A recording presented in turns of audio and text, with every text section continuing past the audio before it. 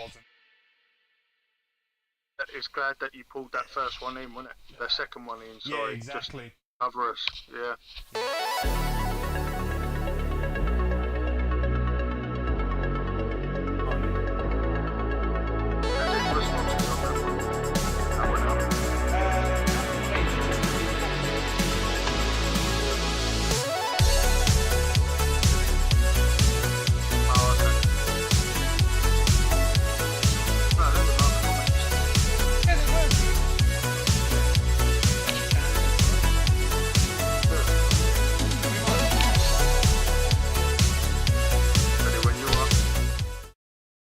Let's go live. Right, can everyone hear me? Hang on a minute. Can you talk for me, Tig, so I can see if your waveforms... Hello, hello, hello. Too many waves? Oh, that's right, I think I'm incorrect. Good to tell you. Hi, Tolly. Number one fan.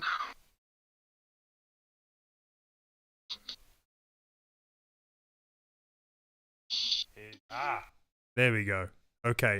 Is that better? Okay. Tig's mic. Property. I'm just sorting out waveforms. Video source. Tig mic. There we go. Okay, give me a sound test, Tig.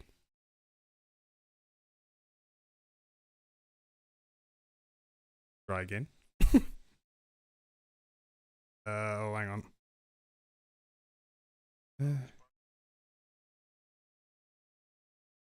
No, I know what it is. It's yeah, it's fine. What I can is just change. Got a bit of a mare with one of my pieces of software for the audio. Right, try now.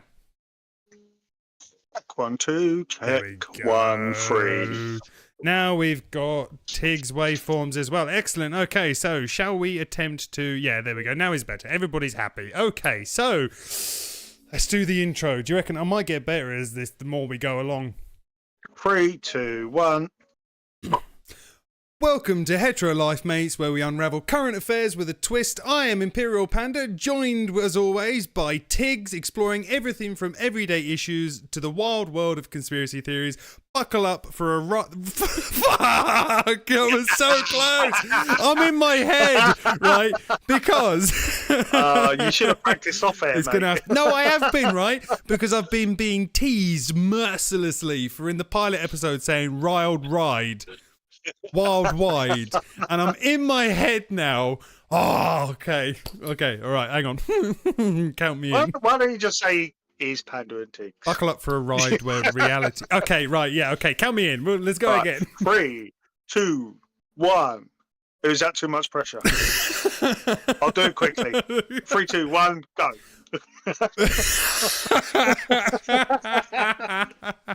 Oh fuck, right, okay, I got right, okay. Ready? Yeah, okay. We'll do it properly. Serious. Okay, we got 3, 2, 1. Welcome to Hetero Life Mates, where we unravel current affairs with a twist. I am Imperial Panda, joined as always by Tiggs, exploring everything from everyday issues to the wild world of conspiracy theories. Buckle up for a ride where reality meets the unexpected. That'll do, yeah. Panda managed it. Yeah, that'll do. Yeah. For those of you who weren't at the live recording, that took around about 5 minutes. Oh, and thankfully the studio audience is giving me applause. Thank you. It's not deserved. Well done. I couldn't do it, so well done. Thank you. We're slowly but surely getting better. Now, how are we, Tiggs?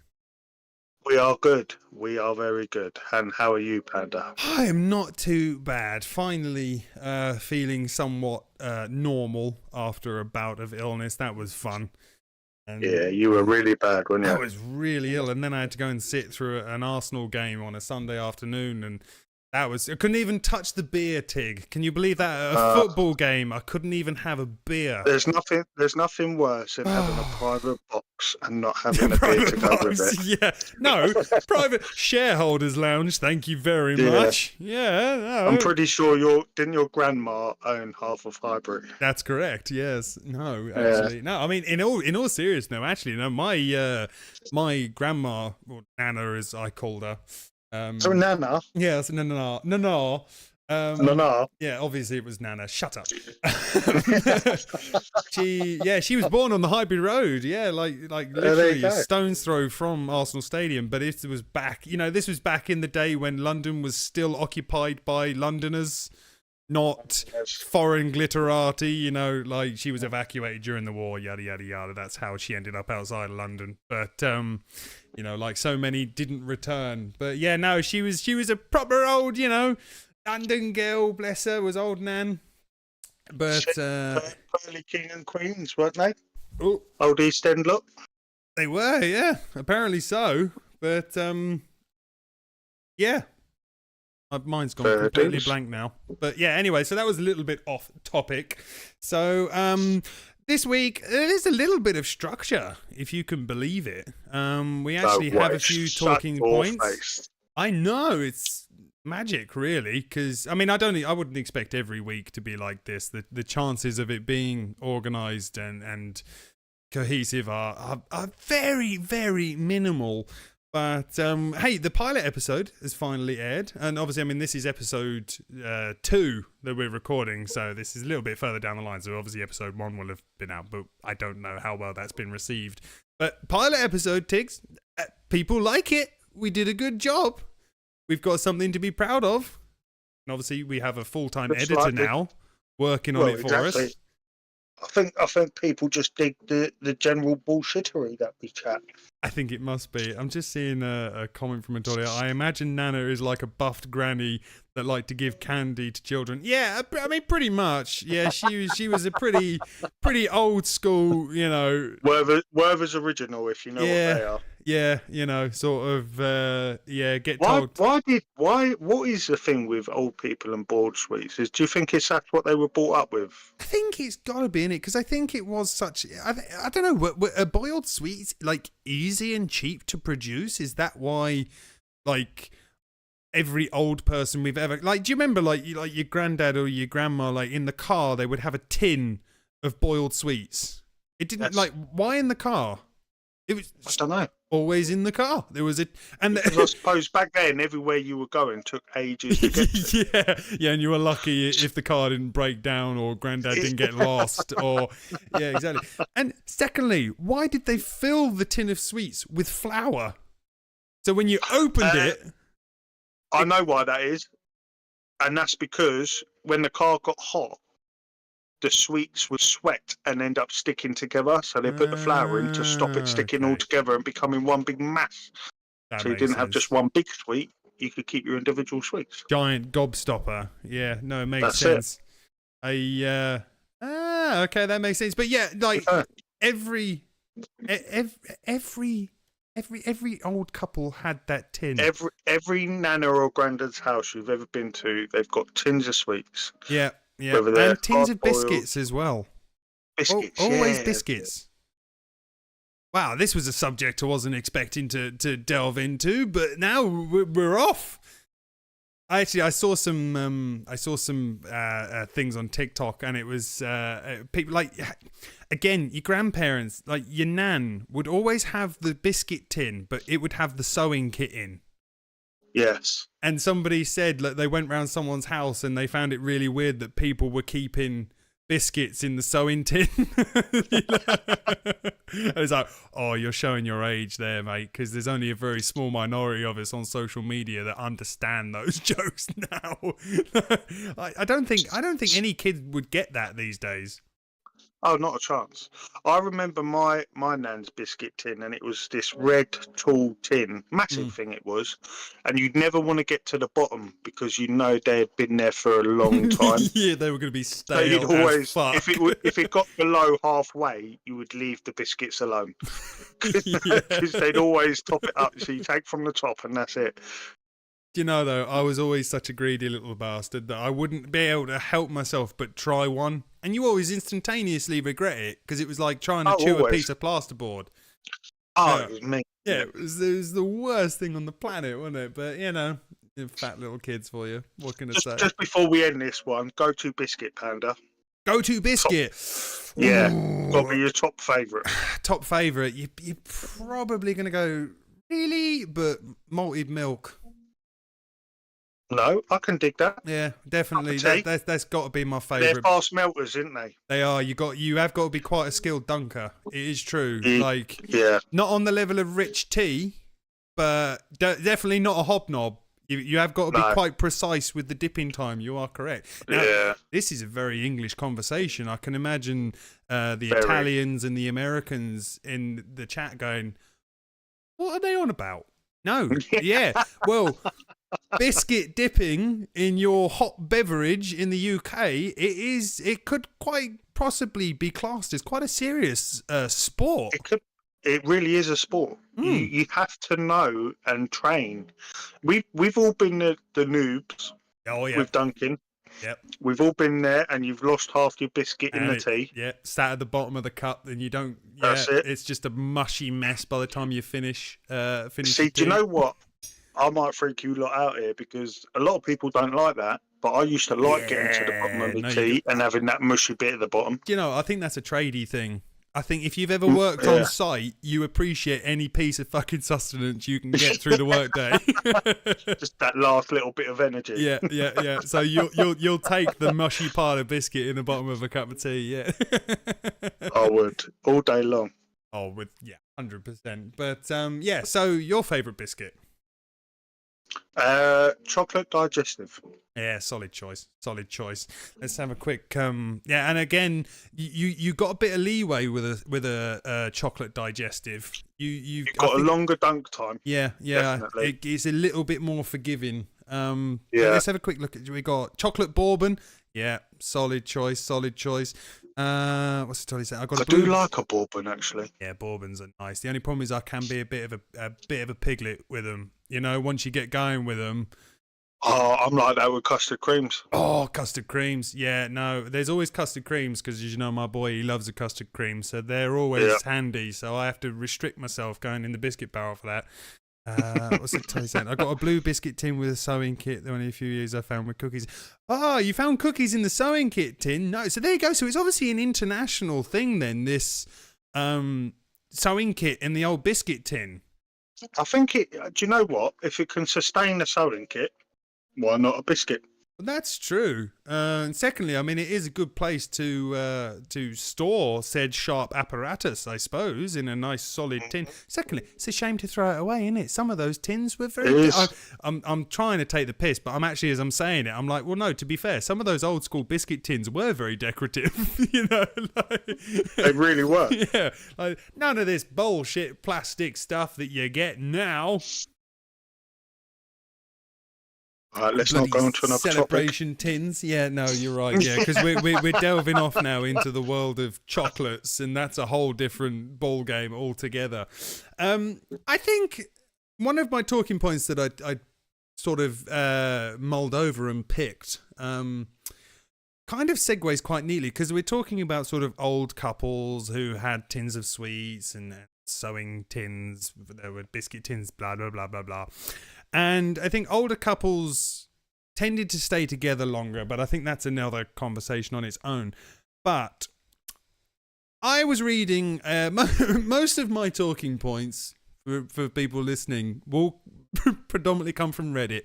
Take from that what you will, judge me however you wish, that I gather talking material from Reddit. However, I think it's a deep, untapped source of hilarity. It is a good talking platform. It is. It really is. Now, this one... And you get some really weird conversations on there. Even, I think pretty much like ours, where a topic will start on a subject. A topic will start on a subject? That's contradictory. No, you mean a conversation will start on a subject? A conversation will start off a subject that will then lead into pretty much what we've just done with biscuits. Where it will head off in a completely different direction, and land in a completely different area from where it first started. Oh, yeah, without a shadow of a doubt. I mean, to be fair, the only real reason that I'm on Reddit really is for the comment section. I can be rolling around in stitches with tears streaming down my face from just some comments on innocent people's completely innocent posts, whether it's, saying, can I have some advice on this, or what do you think of this, or showing off, or just the comment section sometimes can be, it's just chef's kiss, so good. But anyway, so this one person, right, it was a lady, and it doesn't matter. I'm sure that this could apply to both wives and husbands. However, in this particular instance, it was a woman. And she was asking whether she was the arsehole. It was a "Am I the arsehole" post.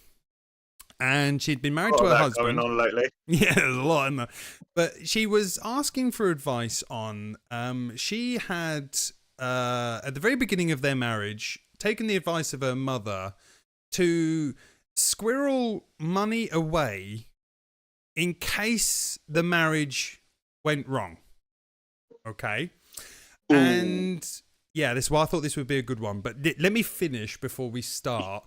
And anyway, her husband had insisted that she be a stay-at-home wife, which she was happy about. Fair enough. He wanted to be very sort of old school. I will be the provider. You stop at home. Didn't have any kids. I think that's an important note to make. And this is opening up a load of topics. Panda, it is. I figured it was a fairly decent one that we could. It is a decent one, yeah. So anyway, he had an accident at work, I believe, and couldn't work, and they got into financial troubles and stuff. And yet she still didn't mention that she had this money until, push came to shove and they were about to lose the house and stuff. She suddenly revealed to him that she'd got about 40 grand stashed away. And he, understandably, was quite hurt and upset that they'd been through such serious financial trouble and she hadn't told him that she'd got this money set aside in case she needed to bolt. Now, do I think she's an arsehole? Maybe not. However, I don't, in my personal opinion, don't think that having a chunk of money as a safety net, as a safety net for yourself, I don't feel it's such a good thing, because I don't feel like it means that you're ever actually fully committed to the marriage in the first place, because you're already looking for the exit door anyway. But that's my own personal opinion. I just think. All right. Got that. That's well. Did she bring it? I guess we don't know, because the comments from in Reddit are pretty. Yeah. Did she use it to help with them in their financial situation, or did she use it to get up and run? No, I believe eventually she did. But leave? No. I believe they did use the money to get back on track. However, what she was asking for confirmation that what she'd done wasn't out of order, because bearing in mind, right, this wasn't like he lost his job and was unable to work for like 6 months. She didn't clarify what the injury was or whatever. Who knows? Maybe he lost half his penis in a meat grinding accident, or we don't know. We didn't, maybe he's a butcher. We don't know. Okay, it might have been sausages. Exactly. It could have been embarrassing. He maybe works in a glue factory and he stuck his hands together. Who knows? Okay. But what he was upset about was that he they went right to the edge of bankruptcy before she mentioned she had this money, because she was desperate to hold on to it in case she had to run. And bearing in mind as well, she said that he wasn't, he's not a violent man, he's not an aggressive man, he's never cheated on her. So he's a pretty decent bloke. Yeah, from what she explained him as, yeah. All right. From the basic information we can gather that he's a pretty decent bloke. She's taken her mother's advice.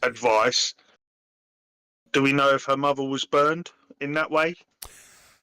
We don't. Wasn't made clear. Yeah, we don't know Right, the mother's. Yeah. All we know is that she's kept a little piggy bank for herself in case she had to bolt.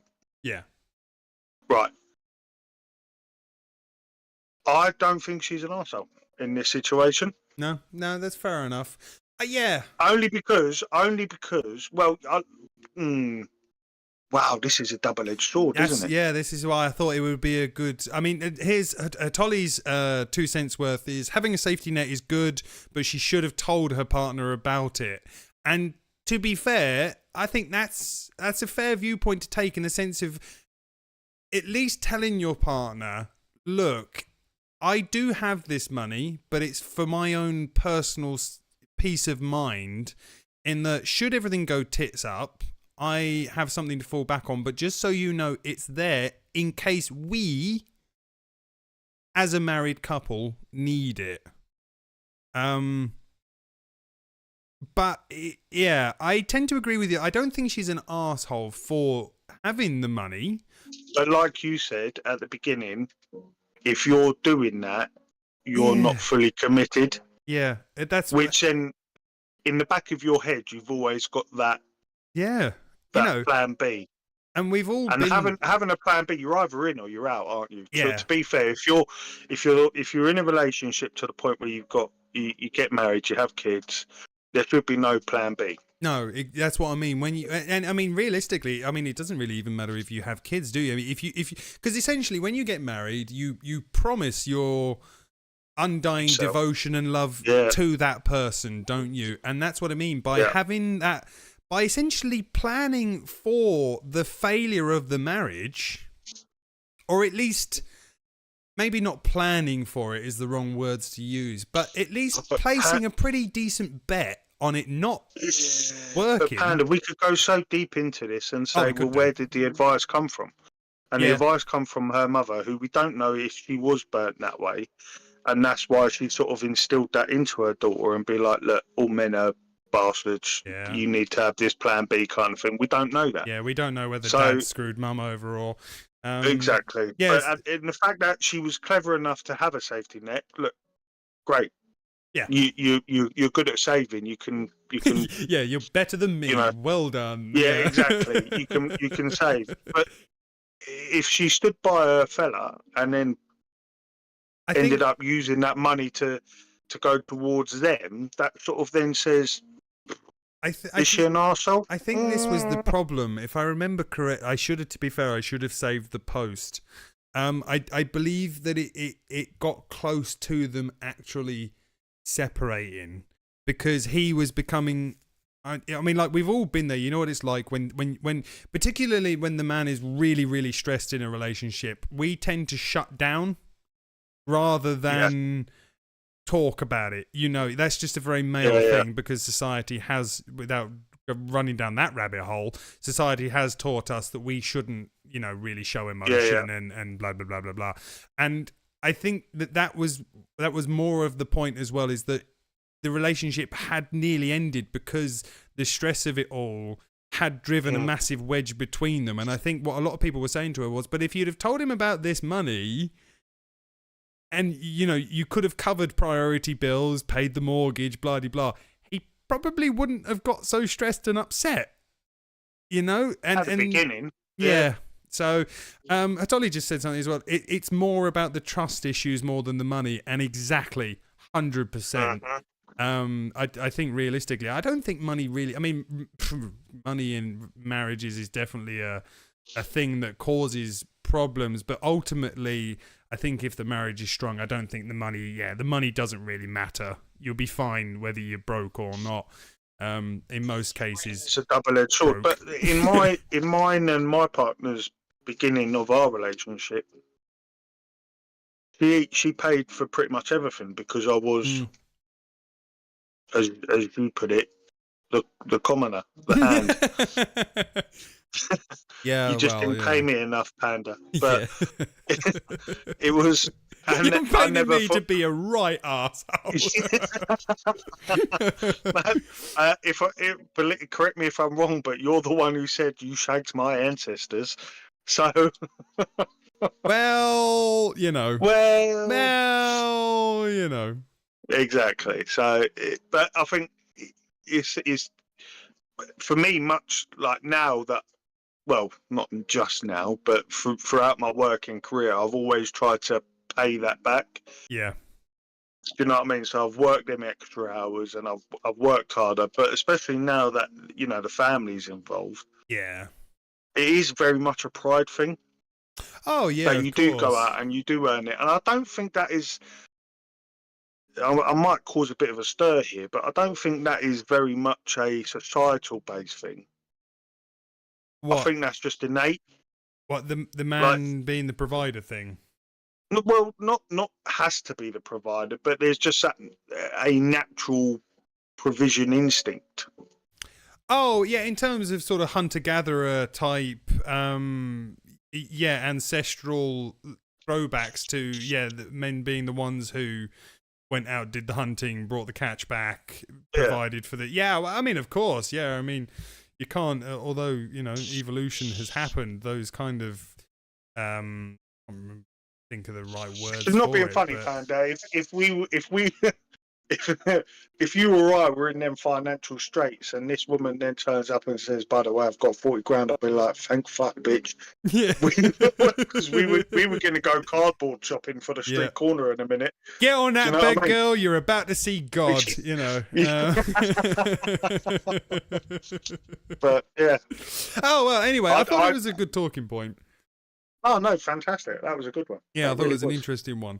I don't think anyone would settle on either side there. I think that would be a continuous debate because you'd have the misogynist, like, no, she shouldn't have kept that money from misogynist. No, that's not the right word. No, he would be a misogynist, wouldn't he, for saying to her, like, you're a woman, you shouldn't have that kind of money. Why did you keep that from me? And then you get the others who'd be like, bless you, thank you, like, well done, like, you know, we could never have done this without you, kind of thing. And then there's the people in between. But do I personally think she's an arsehole? I'd say 70-30. 70-30. Yeah, exactly. That she's not. That she's not.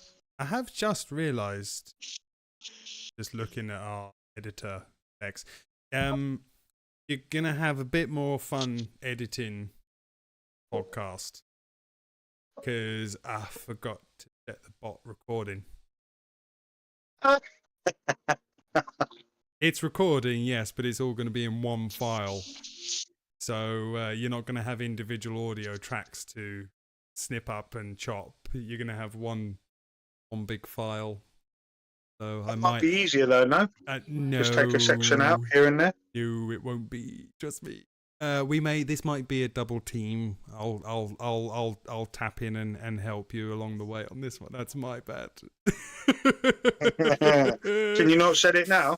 Yeah, but we'll have missed all that fantastic talk. But it's okay because I do have obviously the fail-safe backups, and this is recording as we speak. So yeah, we're all good. I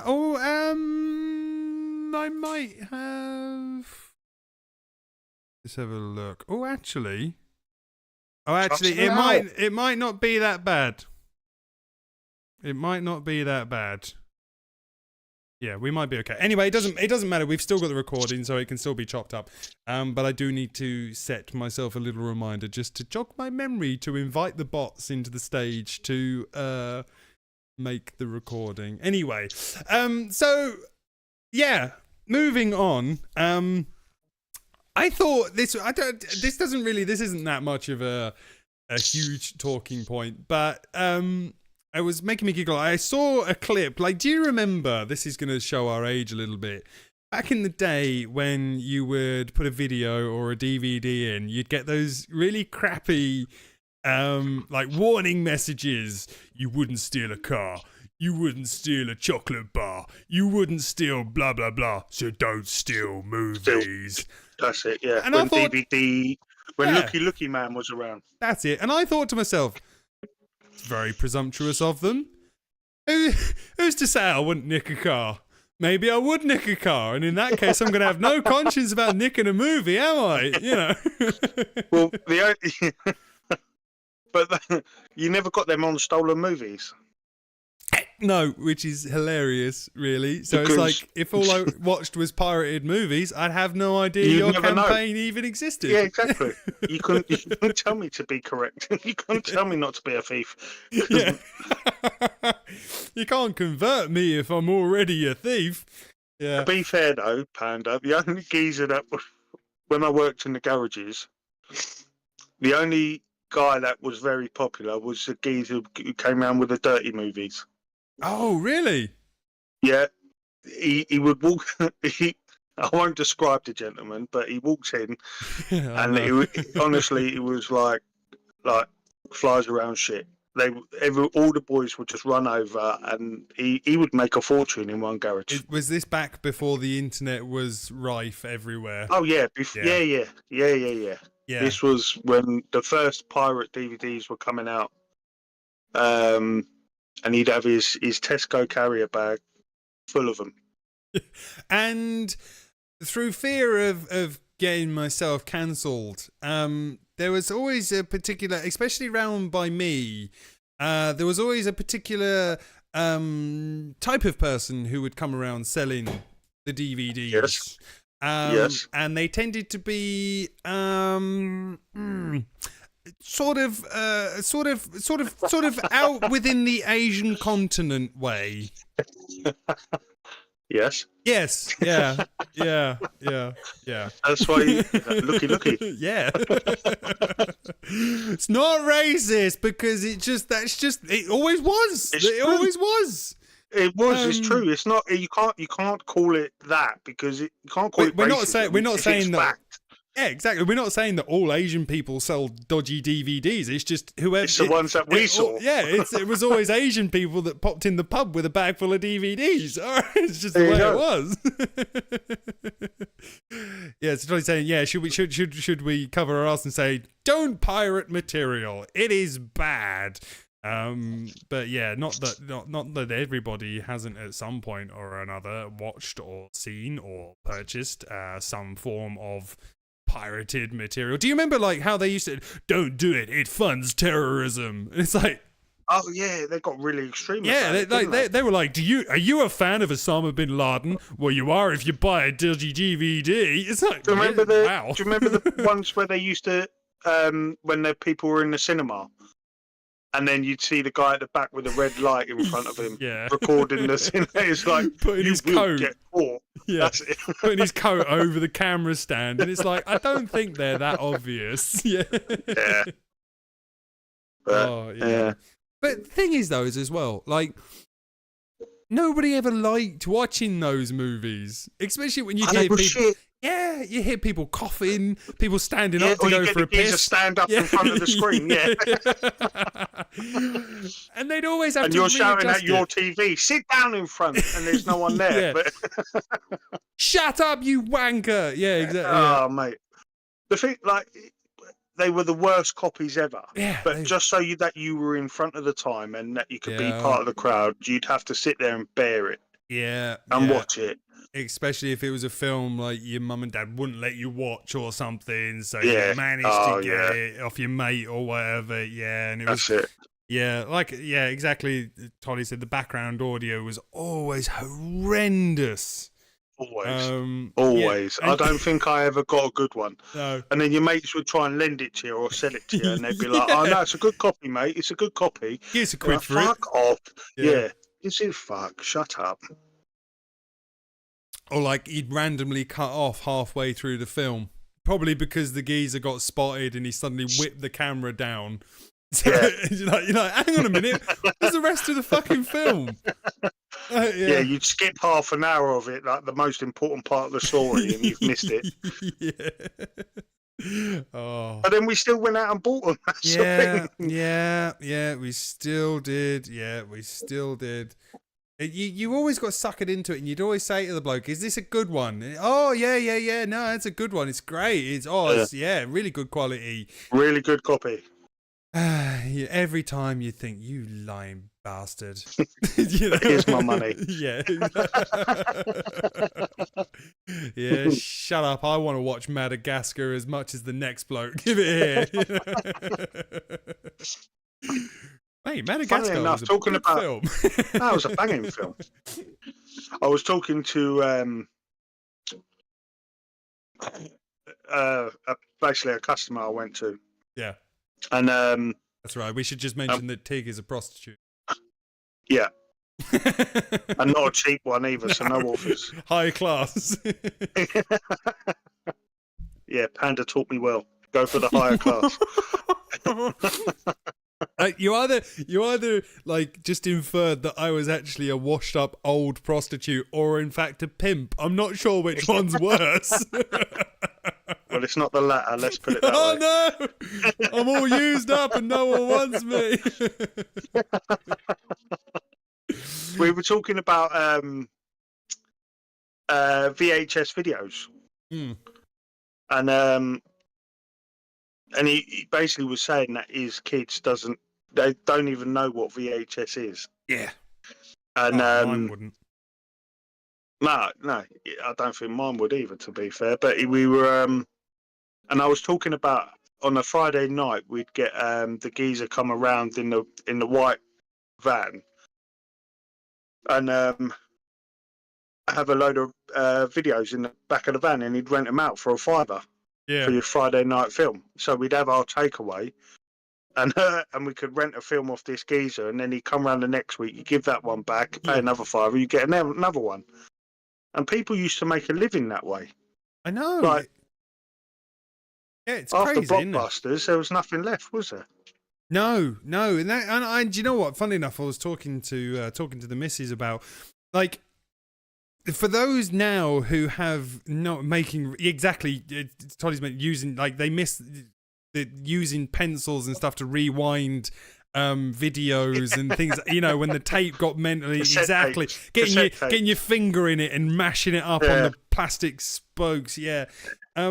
Like, kids today will never know that like, I can still smell Blockbusters. And, that joy of standing there on a Friday or a Saturday night, going through the racks, looking at the DVDs, thinking, which one are we going to have? And then, getting your snacks if you were feeling flush, because they were always fucking expensive at a Blockbuster.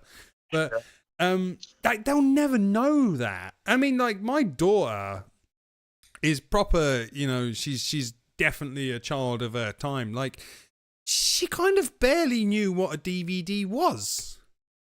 She was like, "Oh, yeah. Oh, what you mean? You mean like the PlayStation games? Yeah, you used to like put like films on them and stuff. Like, she doesn't know a world outside of like on-demand streaming." It reminds me very much of that scene out of Back to the Future 2. And he goes into the Cafe 80s and he walks up to the two lads playing the game, and they're like, "You have to use your hands." It's like a baby's toy. It's like, kid. Like, I say to my kids now, like, the very fact you're holding a remote control. I was the remote control. Yeah. My parents used to say, "Go and change the channel," and have to crawl across the floor and press. I mean, Panda might not know because his servant did it, but I did have to kick them as they went past, because they'd have to go past on all fours. So I would kick them. I do remember that much. Do you remember though? Like, I remember, like, my first ever TV was a gift from my Gramps. It was one of his old TVs that he was getting rid of, or it had been his, like, my uncle's or something like that. Anyway, and it was like, kids today would blow their fucking mind to turn it on. I had to pull a knob out, and then to choose, like, I couldn't just press channel 1, 2, 3, or 4. I had to turn a knob. To tune it into the different channels. And it literally, you go in and out of channels, and you would have to try and perfectly tune it so that you got the channel you were after. And could you find the one you were after? Not really. No. No, it's when you found, if you found a channel and then no one liked what was on that channel, so you then have to tune it back to find the next one. And sometimes you'd have to go through the whole fucking lot rather than just start twiddling the knob back the other way. It made my year when Channel 5 came in. Because when Channel 5 came in, it just gave us an extra fucking channel to flick through. Yeah. Do you remember the late night softcore porn on Channel 4? Loved it. Yeah, it was the funny. Yep. Thinking back now, like as a teenage boy, like what is this? You know, but it was so shit, really. Yep. Like, Yep. like how they got away with it as well, I will never know. But oh yeah, old school no Channel 4 was censoring back then, was wild. No, I mean Yeah. it was the Wild West really of TV, wasn't it? You know. You obviously had the BBC, which was very straight-laced, very proper, and here's our police dramas and news. And then you had ITV, which tried to be a bit more, as the kids would say, in inverted commas, hip and cool. And then just Channel 4, just fucking... Just smut. Yeah, letting it hang, just doing whatever the fuck they pleased. Pure smut. Well, it wasn't even smut. No, that's what I mean. What could you call it? It was just, I don't know. I mean, now you would probably it probably be something that an art student would create, and everyone would give a little clap and say, "Oh, very well done." Yes. You know, it's kind of glimpses and flashes, wasn't it? Suggestive camera shots that didn't actually reveal anything. You've really highlighted the sexual activity of certain age demographics. Little bit of clever lighting on some underboob. Yeah, exactly. Yeah, oh mate, Channel 4 was the Wild West. But I don't care. It got me off when I was there. Yeah, so, it worked in a pinch. Yeah. Oh dearie me. But yeah, so that was my talking points really. Where are we at? I mean, Christ, that's eaten up 3/4 of an hour. oh shit. Yeah, so I suppose what thing on your young age have I missed? Oh, what do I miss the most? I think without getting too kind of existential and, you know, the freedom Nostalgic. of youth and yeah, exactly. I think what I miss the most is the free time. The free time to do whatever the fuck you wanted. Yeah. Like the thought, like as Tiggs will remember, like the thought of planning something with your mate, like it didn't take much effort. You both just kind of went, should we do it Wednesday? Wednesday it was, you know, you just did it after school or whatever. Like, I'm sure you're exactly the same, Tig. Like, we slice out time to make this podcast, and we've got a list of stuff that we have to do tomorrow and on Sunday, and then we're back to full routine Monday morning. You know, there is no. We can't just say, "Oh, should we meet up Sunday just for a giggle? Just do it." You know, like nobody has that kind of free time. That is what I miss. The I guess really the lack of responsibility. Responsibility. That's a massive one. Yeah. Yeah. Just, like you didn't have to answer to anyone. I mean, apart from parents. It's that age-old thing, though, isn't it? Because we heard it from our parents, and I'm sure they heard it from their parents, and we will probably teach it to our kids, and so on and so forth. It's like you will miss school so much when you're older because of that lack of responsibility. There is no responsibility. Yeah. You go to school, and or not. As in the case of some people, not mentioning myself at all, but when you go to school and then you come home and then you go to school the next day, and in between there's no responsibilities at all. No. And like you said, you want to meet up with your mates during the holidays and whatever, you go and do it. Yeah, that's what I mean. Because and that's it. Yeah, all you had planned for the next day was wake up. That was Get it. fed. Yeah. You know, you get fed, you get watered, you go out, you come home, you get fed again. Yeah. Do you know what I mean? You're not looking after anyone else. No. And you just go off and do what you want to do. That's what I mean. Like your mum would say to you in the morning, "What you got planned for today?" Nothing. Yeah. Are you going to meet up with so and so? Maybe. There was. To be fair, I'll probably just take a wander down the shops and see who's there. Yeah, like, Yeah. you know, there was never. Let's not paint a picture like we're from the 1950s and there was nothing like no computers or anything like that, because we did have, but they were basic. I mean, You could probably yeah, spend the best part of half an hour on one, and that was it. And then I remember being out, just out all the time. yeah, just out with your mates. There Exactly. was a dump that there was a dump near where just behind where I lived. Yes, I was Oh, he's from the I was streets. riding my bicycle around Hyde Park. And, Yes, we know. Yeah, Yeah. having a wonderful, laughing at the commoners playing in the dump. Yes, with a security guard of 3. We know. I was playing in the dump. I literally was. So this is the thing, I can't even lie. Because I was. It was an old a glass mill, glass recycling bank. Sorry, and so that we would just go and find the full bottles that hadn't been smashed and then smash them. So we were that was our day, and then we nearly burnt part of the building down that was still existing, but that's another story. But yeah, a lot of it was a lot of my youth was spent outside, and that's what I miss. Yeah, being free to be outside and yeah, like as I'm sure you can remember, like summer nights, like the 6 week summer holiday, just chilling down the park with your mates at like 9 o'clock at night when the sun's just setting. Yeah, that smell. I don't think kids know that smell now. No, because I mean, to be fair, they're not allowed anymore, are they? No, look, would you trust yours? I mean, at that time of night? Do you think we ruined it? Do you think we ruined it for our kids? Because of what, like, we know, we're like, fuck, when we were 16, we were sat down the park with a big 5-litre bottle of Strongbow, you know, causing havoc.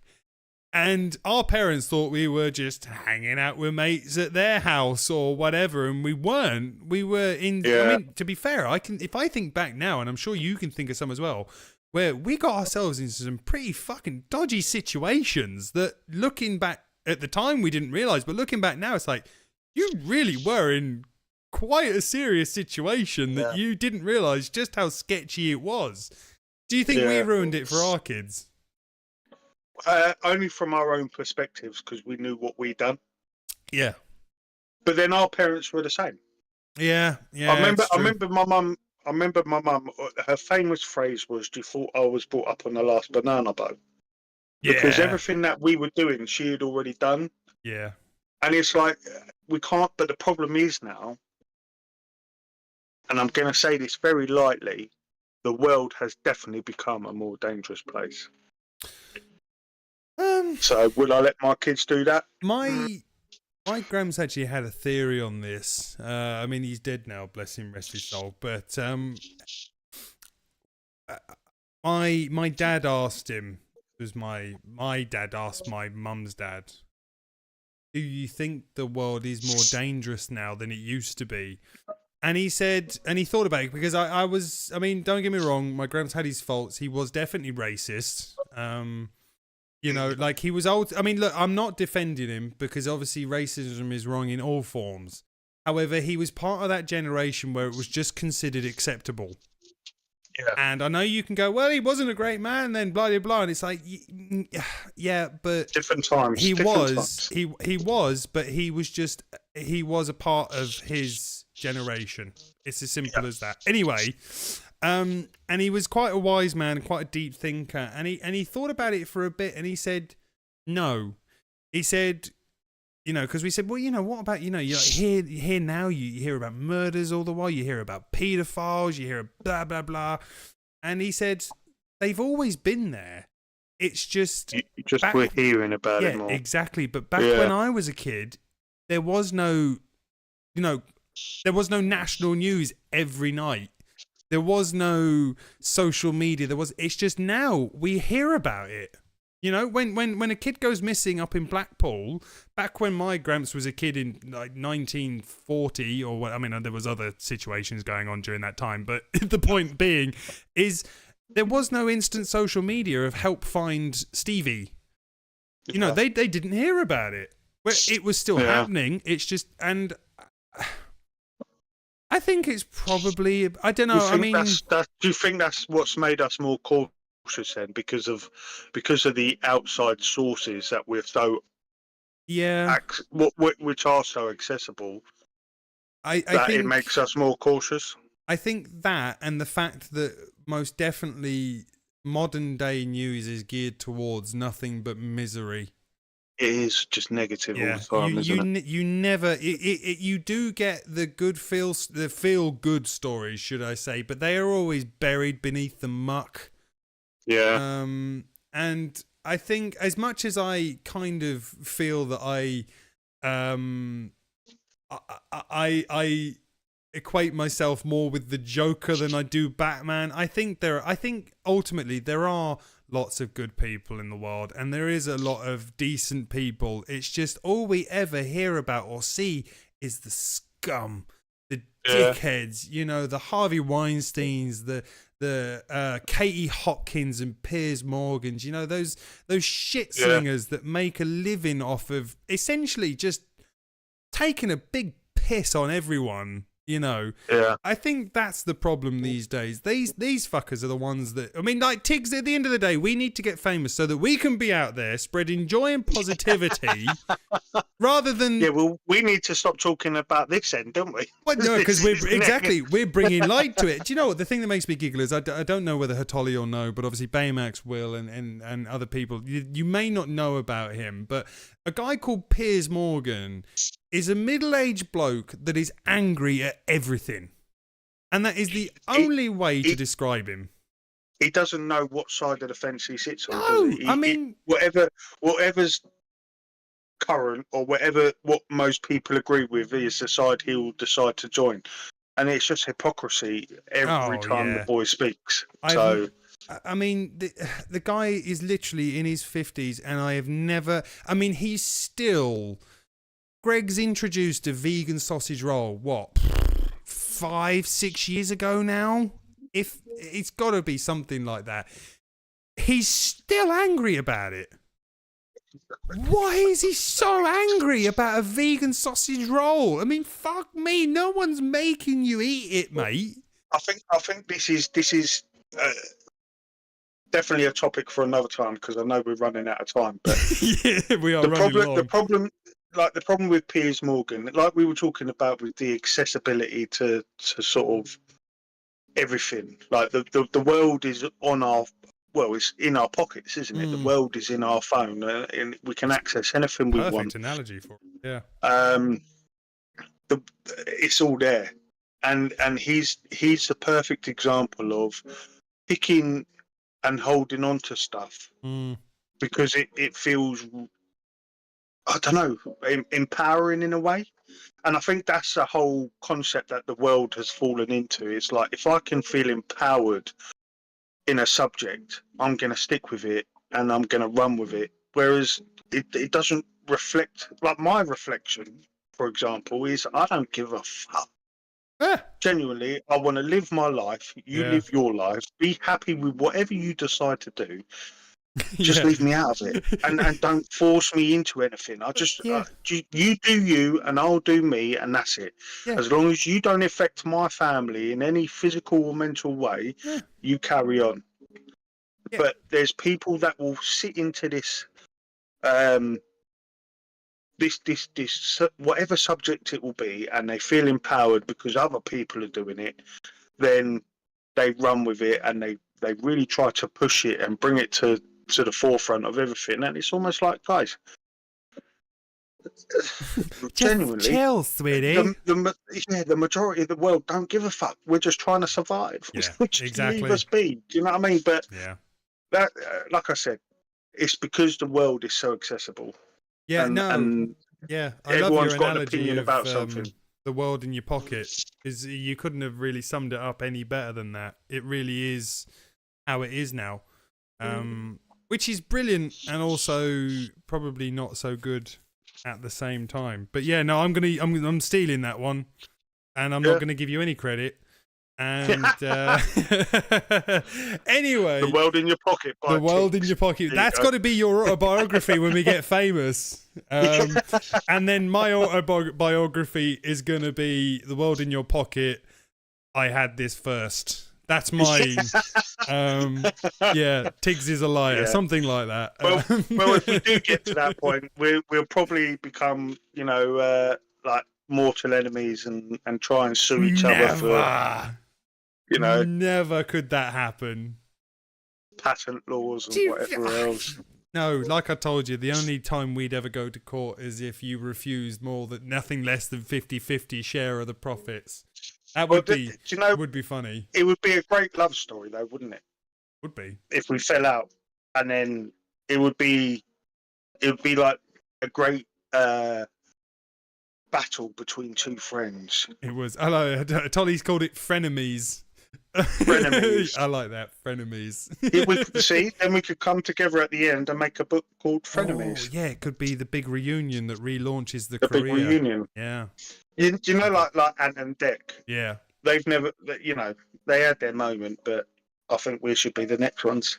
That sounds like a good idea to me. Now, before we run completely out of time, shall we move on to the one segment that we insist we're going to keep on this podcast? Go on, do it. It's conspiracy Do it theory. now. It's conspiracy theory of the week. Now, this was an interesting one. I have done my research, and it's a fun one. But I will admit, I do think that it's probably a conspiracy theory that has disappeared based on the fact that the Furby toy died. Yes. Now, can you believe, in my little bit of, my little bit of research, that some of the employees believed these conspiracy theories? Like, there was one of the main employees, I forget, and I'm desperately and furiously searching through my notes now to try and find, I think it was Hasbro made them. Oh, I've just fucking closed my notes. I swear to God, Panda. Well, I'll give you some time then. Basically, because the main thing that I got from it, and I think why a lot of people fell into this Furby conspiracy, is because of the Americans. And I think it was in 1999 that they, basically the Pentagon and a lot of US embassies and, it was the NSA. Big political places decided to cancel any kind of Furby or related Furby toy to be cancelled from any of their buildings, and they weren't allowed to be on site because they believed that they were actually recording their private and secret conversations, and feared that they were going to be taken away and used against them, basically. And fucking brilliant. And I think that stemmed a lot of it, and that was because the Furby toy they assumed it was actually learning, like an AI system. Yeah, it learned its Furby language, and then started working out, and then sort of translating them into English. Yeah. And could repeat the words back to you. If I recall correctly, wasn't Furby language kind of like kind of thing? And then the weird thing is, I just understood everything he said. Yeah, I see. Well, that's because I will see you on Wednesday for that. I am a secret double Furby agent. Yes, thank you, Hatoli. Yeah, Hatoli's just confirmed it was Hasbro, and I have found they were originally created in '98 by Tiger Electronics, and then I'm assuming bought out by Hasbro. But yes, it was you're right. I mean, this is the insanity of it all, really. It was the NSA, the Americans NSA, which now in particular is considered to be quite the formidable cyber force within the world. The teen originally scared by a Furby. Yeah. When you hear of like for instance, like if people like programmers and stuff and security engineers who come out of the NSA are considered to be feared and revered and are very often offered very lucrative and well-paying jobs within the cybersecurity industry because of their skills. They're essentially America's MI5 and the equivalent of Israel's Mossad. Well, that's for another podcast. But you're right. Israel's Mossad. Yes, Mossad. Their secrets. Right. Let me just Google this quickly so I don't make myself look stupid. But I'm pretty sure Mossad is Israel's secret intelligence Institute of Intelligence and Special Operations, popularly known as Mossad. Yes, it's Israel's. Yes, Israel's secret. They're MI5, and they've got a unit. This is another subject which we could go down, but they've got like I think it's called Unit 86, which again is considered to be very scary in terms of their abilities. But yeah, anyway, so the point is that this was a government agency, and not just any government agency. We're not talking about the team that decides on what width road marking should be. We're talking about the team tasked with the country's cybersecurity, right? And they genuinely banned Furbies from any government building through security fears that the Furbies was spying on them. Now, obviously, I'm sure they meant that they were being used as espionage devices for a foreign government. However, I like the thought that maybe possibly there was somebody in the NSA who was maybe, I don't know, like a paranoid schizophrenic or something, who thought that the Furbies were real and that the Furbies were mobilizing and that it was best to keep them out of government buildings. The Furbies are coming. Exactly.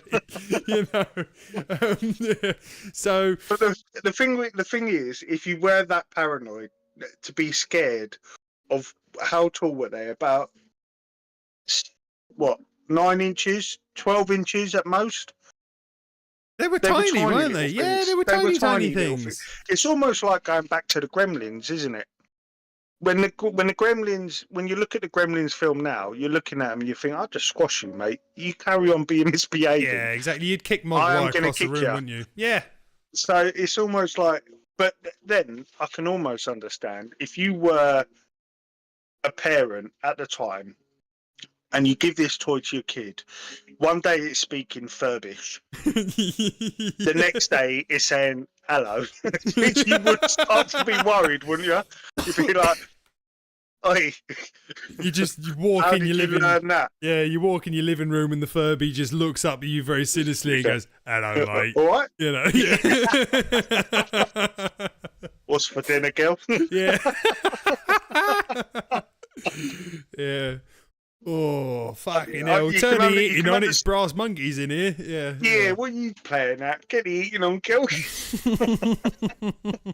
I might look pink and fluffy, but I'm fucking freezing. I am freezing my tits off here. Yeah. You can understand it from like a normal civilian's point of view, but if you, like you said, you've got this NSA agent who's trained to high heaven, and he's gone, no, I don't trust that. Get that out of here right now. Because it just blinked at me. I love the fact that the NSA agent is from the West Country. I don't know about this, sir. I think we better get rid of it. And all right, well, look, I couldn't do a country. Can you imagine that? The Furby conspiracy theory started because, in actual fact, the UK government had managed to plant their own mole within the NSA using a West Country, and he's like, and he was from Devon. Yeah, he's like, I don't know about what all these leaks are happening, but if you want my honest opinion, sir, that little fluffy thing, he looks a bit shifty to me. You might want to get rid of him. He reckons like he's the one leaking documents. I don't know. Yeah. You're right. What's going on here? Secret. I'm pretty sure I saw him nicking my cider. He was. Yeah. You want to get rid of that little thing? Mr. President, he's talking to Russia over there. You might want to go and have a look. Yeah. All right.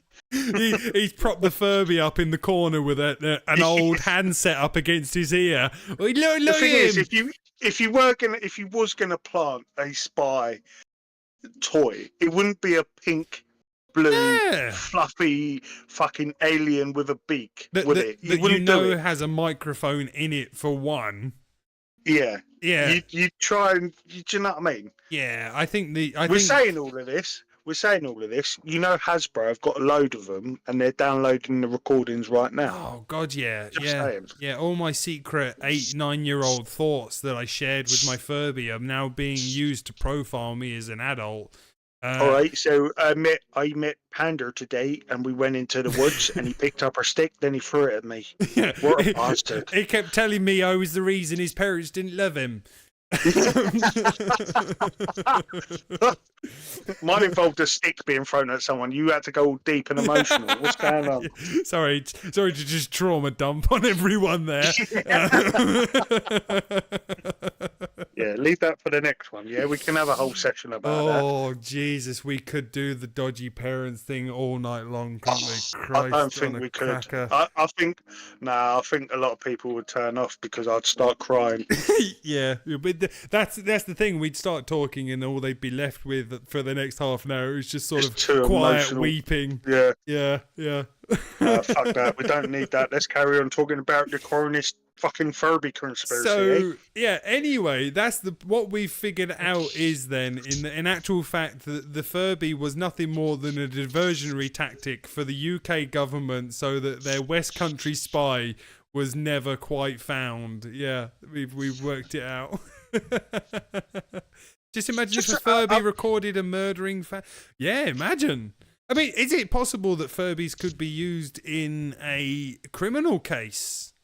Would the recordings of Furbies be admissible in court? I don't know. Well, this is a weird thing, and I don't know. I started to read the technology about it, but then it got a bit too Panda for me, so I left it. No. And by that I mean a bit too technological. Yeah, I do like to get into the weeds on that stuff. But the very fact that the language started off as Furbish, and but the chip inside the Furby could recognise and then repeat the English word was pretty clever. Oh yeah, no, it is. That's the thing I think that freaked everyone out. Would that not be classed as a bit of form of AI because it was self? Well, I don't know if it was self-learning, but it was more like a repetition where it would hear something so many times and then repeat it. But even that, for a technology back in the early 2000s, was pretty. Yeah, it was late 90s, early 2000, wasn't it? Yeah, very late 90s. I think that's what it. I mean, you are right in a sense. It was a very primitive form of AI, but I think that's what it was. I think the problem is that the Furby was before its time, so to speak. Like, people weren't ready for it. If you think of what we were coming off the back of in terms of toys, it was Action Man. It was all very kind of dumb toys or stuff that, you know, it had a PCB in it, and it would just replay words off of pre-recorded messages. You know, it was nothing major. So I suppose to suddenly have this thing that essentially could move eyes, it could move its mouth, you pressed its tongue, it would act like it was being fed, and then, like you said, it would not learn words but could translate them, I suppose, essentially, which it might not be actually as clever as you think it is, but it freaked a lot of people out. Well, like I said, it would. If you one day it was talking Furbish and then you come in and it's saying hello to your kid, then... Oh, I love. Yeah. Oh, you're sexy. Yeah. I'll watch you when you shower. Yeah. I'd probably... well, to be fair, I don't know whether I'd like the attention and the compliments or whether I'd be freaked out. But there's always a way for you. I just imagine you sat in a room by yourself with a Furby. The Furby going, no, this wasn't what I signed up for. Yeah. I'm a child's toy. Fucking Panda just sat there in the corner of the room with it all hanging out, going, "You're going to regret giving me that compliment, Mr. Furby."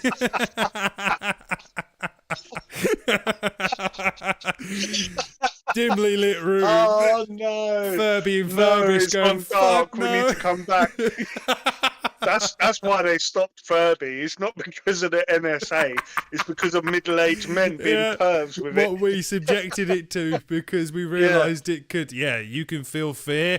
Not like this, you can't. Yeah, but the people who planted it are now playing them recordings, getting very disturbed. Sitting there rocking in a corner. Yeah. I can see. I can't hear any more of this. Joan Vicky Mola, hello and welcome. Yeah, all they've put in chat is 3 dots. Yeah, I think they joined at a strange time. But anyway, do apologise. Yeah. Well, to be fair, I apologise for nothing. I am open and honest, and I'm telling you now, if that Furby had given me a compliment, my ego is that fragile. I would have took advantage. Run away with your little legs, Furby. I'd like to see you try. Oh, for fuck's sake. I've locked the doors, Just a Furby in a chair with duct tape on it. You ain't going nowhere. Oh no. Okay, We've got to that now. We've got to that stage I think now. it's probably time we put the Furby conspiracy theories to bed, shouldn't we? Yeah. I think so. So anyway, Furby one was a fun one. We will obviously work out what the conspiracy theory for next week. We will talk about that. To be fair, that was a suggestion, wasn't it, Panda? I believe Furby? it was from either Tolly or Sam. I can't remember. Let's get another one. Yes, we'll definitely get another one. Another one. Yes, if you've got a conspiracy theory that you'd like us to discuss in next week's podcast recording, then please let us know. Either in the chat now or I can. The Illuminati! Ooh, going in big, straight from the get-go! Lizard people! Oh, yeah, I'm well up for that one. I like lizard people. I like that one. We've got a couple of options. We've obviously also, and this seems like it's strange. People like listening to us discuss things, Tiggs. Which who'd have known? Noon? Who'd have known? Who'd have known? Who'd have known? Who'd have known? No, it's for kind of Irish. Right? Oh no! Who'd have known? No. Traveling the country with that accent. We are. We're going everywhere tonight, aren't we? The other one, of course, is the death penalty. Yes, I do want to do that one. So, do you think maybe, Tiggs, what we should do is I can put out a poll on the Discord and we can have people vote on what do they want next. Do they want us to cover the Illuminati or do they want us to cover the death penalty? Yes. If you want my honest opinion, I've got a sneaky inkling as to what I reckon will win. But then again, though, who knows? Yeah, people decide. Yeah, we'll let you guys decide. But apart from that, I think we're done. This has been an hour and a quarter. This podcast, Tig. Oh, and you'll be pleased to know I have briefly, whilst I was searching for notes and things, I have looked, and the bots that we use to record the podcast on Discord, I've had a look, and if we sign up for their Patreon, which is it's a very small nominal, it's like $4, it's not a lot, we can have access to their auto record feature, and based on Panda's memory lapse of constant memory lapses, I think it might be a wise thing to invest in. Mainly because my editor gave me some very seriously evil looks. You done fucked up, boy. Yeah, when Bex realised that I had not hit record, the sheer panic that came over her face of how the fuck am I going to edit that up for? Well, you're going to wait and find out. It's going to be good. But yes, Tolly, there will indeed be. I will put the poll on both YouTube and Discord. And so next week we got a good one to look forward to, Tiggs. It's either going to be Illuminati or the death penalty. Ooh, looking forward to that. Ooh, that's going to be a good one. But looking forward to that. Yes. Do you know what? Today I really enjoyed today. Yeah, it's been a good one, really hasn't it? It's been really good, and I think we're starting now to get into a real good flow of things as well. I'm working on my not talking too much and cutting across you, because I know it's a terrible habit and I would like to put it out there for everyone. I apologise deeply. It's fine. What are you apologising for? It's in our nature, isn't it? The hired help is to be seen and not heard. I know this. Don't you fucking stop. I'll talk to you about this after the show. Yeah, he says these things, but he won't let on to the fact that I actually think of him like my older brother. Why am I the older one? Because you technically are. By how many years? 3. Shut his face. Anyway, yes, well, you're right. We will talk about this, and we'll consider a deduction in pay as well. But yes, your family won't eat tonight, bitch. Yeah, Tiny Tim's Christmas, forget it. Yeah. So yeah, Tolly's got a difficult I see I'm doing it again. They've got a difficult choice to make. Yeah, this is going to be an interesting one, Tiggs. Death penalty or Illuminati? It's going to be interesting to see which one wins out. But yeah, I'll do it after this podcast. The thing is, but hold on, just quickly, and I know we're desperately out of time, but why can't we do both?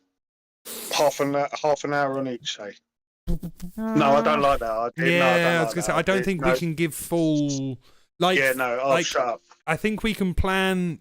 I mean, I like the idea, but I think we can plan next week's podcast now based on the fact that we need very minimal talking points to begin with. Like, we can do our very general, how's things, and then go down a little bit of a tangent on random conversations. But then we can dedicate a large chunk to these subjects and really go down some all right, I said all right. Jesus. Yep. Shut up. I love you. Sorry. All right, anyway, Tiggs, would you like to say goodbye to our wonderful listeners? See you later. Cheers, guys. Thanks very much for joining us. We'll see you in the next podcast. Peace.